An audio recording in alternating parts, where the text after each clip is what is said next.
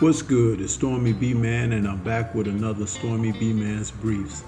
This time, the focus is on dismissing your contemporaries doesn't elevate your status in the sport of boxing. Something that we've come to see a great deal about some of the modern fighters of today.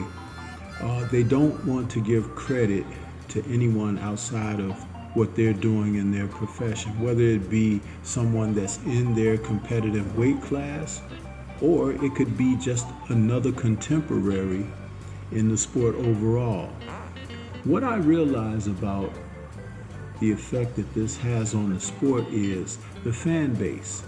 You see, because when fighters give interviews and they speak on their merits and they speak on what their desires and objectives may be, their agenda, so to speak, oftentimes they give little to no credit whatsoever to those who are competing around them. And this leaves their particular support base dismissive of anyone else as well. Sometimes even questioning, why does someone deserve an opportunity or a shot at this same individual? Overall, this type of mentality makes the sport suffer because it's a selfish and has thematic taste of narcissism, because each fighter wants to be the best that they can be. And if you find that you build up the opposition, it makes you look more favorable when you have success against them. And this is not to say that you give credit and merit to someone undeserving, but we're talking about every bit of those who are deserving. And you see it often in the sport that there could be someone that you look at and you say, wow, I would like to see that guy in with so-and-so.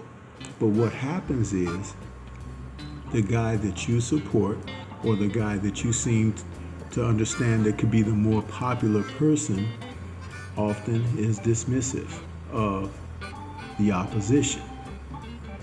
Where in life does that assist you at all? It will not assist you when you talk about trying to iron out purse bids for the fights.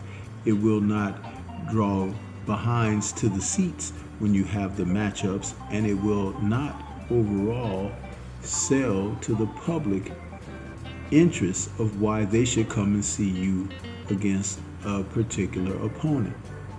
So, in the old times, fighters used to give respect to one another. Oh, he's a decent fighter. Oh, I think an opportunity between he and I would be one to watch. Oh, I think that the public would really like to see that, and I'm amped to get it on. It makes a difference. You become an ambassador of more than just yourself. You become an ambassador of the sport of boxing. And that's where the focus is, because the better the merchandise, the better the overall product for the sport. And see, to produce something of value, you have to give people a reason to tune in, or people to want to come. Yes, your talent and ability inside those ropes are what really draws them. But imagine being able to cultivate the sport by building up the subjects around you and knowing that the people will take an interest whether you encourage them to or not. But the overall perspective would be, I want to see these warriors challenge themselves. And that is what you want at the end, because everyone is not going to love you. Everyone is not going to be against you. But people will tune in because you offer them something of value.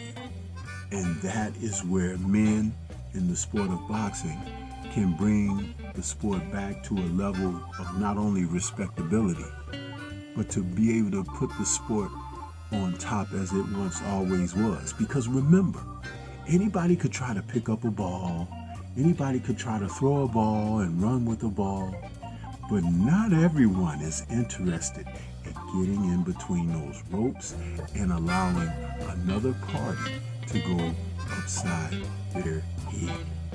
You see, at the end of the day, that's where you have it over the others. They look at you as special and they say, wow, I wish that I could do that.